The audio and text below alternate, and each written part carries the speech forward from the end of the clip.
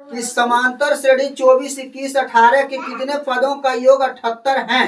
तो समांतर श्रेणी 24, 21, 18 डॉट डॉट के कितने पदों का योग 78 है। योग 78 है। इसका मतलब योग जब दे दिया, इसका मतलब क्या दिया है, एसएन का मान दिया है, अर्थात एसएन बराबर 78 दे दिया है। एसएन बराबर 78 है ना। पहला पद हमारे पास कितना है 24, तो ए बराबर 24 और डी बराबर निकालेंगे तो हम लोग जानते हैं सूत्र T2 माइनस T1, तो T2 माइनस T1 अर्थात डी बराबर T2। T2 मतलब दूसरा पद क्या है 21 माइनस T1, T1 यानी पहला पद क्या है 24 अर्थात डी बराबर 24 में 21, तो 24 में 21 जाएगा, माइनस हो जा रहा है, इसलिए 24 में माइनस हो जा रहा है ना, तो माइनस का चिन्ह लगा देंगे और 24 में 21 घटा देंगे, क्या बचेगा 24 में करेगा 4 में गया 3, 2 में 2 खत्म, यानी -3 बचा, डी का मान बच गया। अब हमारे पास निकालना क्या कितने पदों का योग, तो मान लेंगे माना कि n में पद कितने पदों का योग, तो n में पद का योग मतलब कि n में पद को बोलते हैं ये एसएन। एसएन का मान तो हमारे पास दिया हुआ है क्वेश्चन में, एसएन बराबर 78, तो एसएन का ही सूत्र लगा दो। एसएन बराबर सूत्र क्या होता है n/2 into 2a plus n minus 1 into D, ये दिया हुआ है। एस एन का मान हमारे पास कितना है 78 बराबर एन का मान हमारे पास पता नहीं है कितना पद, यही तो हमको निकालना है, चूंकि कार्य में क्वेश्चन में कितने पद मिल करके जो है 78 हुआ है, इसलिए n बटे 2 10 बराबर इंटू 2a 2 गुना a, तो a का मान कितना दिया हुआ हमारे पास क्वेश्चन में, पहला पद a का मान कितना है 24 प्लस n का मान हमारे पास पता नहीं है, इसलिए रहना देता हूँ -1 इंटू डी, तो डी का मान कितना है -3 अर्थात n बटे 2 है ना, इसको 78 लिख देता हूँ 10 का 10, n बटे 2 इंटू 24 दूनी 48 प्लस -3 गुना n, तो -3n माइनस माइनस प्लस 3 1 का 3 मंगली ब्रैकेट भेज दिया,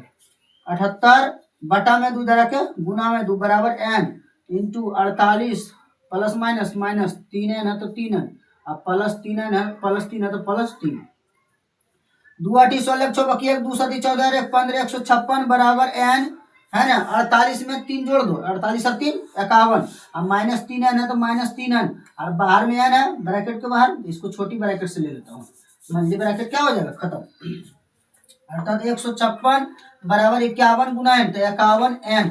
है ना, -31 -3n गुना n, तो -3n स्क्वायर है ना। अब इसको 156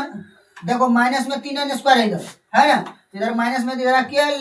प्लस में 3n स्क्वायर, अब प्लस में 51 है ना, इधर आकर माइनस में 51 है, अब प्लस 156 पहले से हमारे पास है, तो प्लस 156 बराबर इधर क्या बचेगा 0, क्या बचेगा 0। अब देखो ये 3 का पारा में शायद मिल रहा है, 3 से कॉमन कर लो, 3 अब 3 कॉमन करेंगे तो 3 निकल गया, क्या बचेगा n स्क्वायर माइनस 3 है कहाँ 3, 5 में 3 गए 2 2 पर 1 21 3 7 21, अरे n है तो n प्लस 3 से काटेंगे 15 3 5 15 3 दूनी 6 बराबर 0 बराबर 0, अर्थात 3 इंटू देखते जाना, इसको ब्रैकेट वाले क्या करते हैं हम लिख देते हैं n स्क्वायर माइनस 17n अब प्लस 52 अब बराबर 0, इधर 3 गुना में रखे बटा में 3, अर्थात n स्क्वायर माइनस 17n अब प्लस 52 और 3 से भागा 0 तो क्या होगा 0, इसलिए बराबर 0। अब इसको हम लोग यहाँ लिख देते हैं n square minus 17n n square minus 17n है ना प्लस 52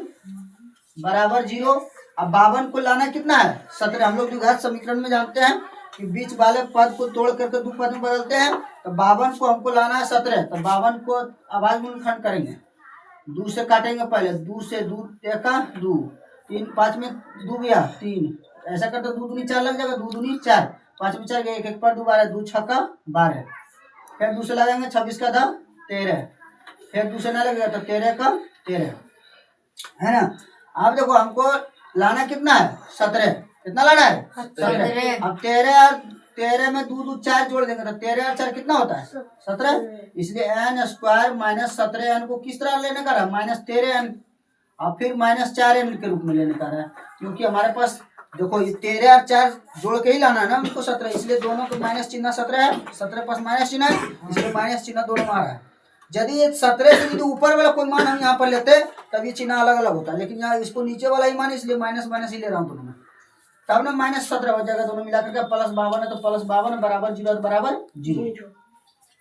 अब देखो n हमारे पास मिल रहा है इसलिए n कॉमन करेंगे तो n का पावर 2 में एगो n निकल गया तो क्या बचेगा यहाँ पर एगो n -n निकल गया, क्या बचेगा 13।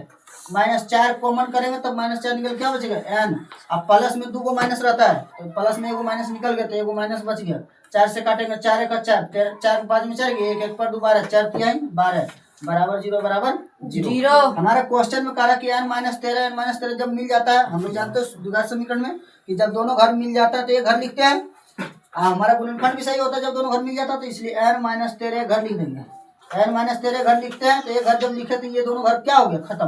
तो क्या बचा n और यहाँ -4 बचा, तो इसलिए n-4 अगला घर बन जाएगा बराबर 0 तो बराबर 0 है ना। n-13 कॉमन कर लिया तो अर्थात n-13 निकल गया तो यहाँ n बच गया, n-13 यहाँ निकल गया तो यहाँ -4 बच गया बराबर 0 बराबर 0।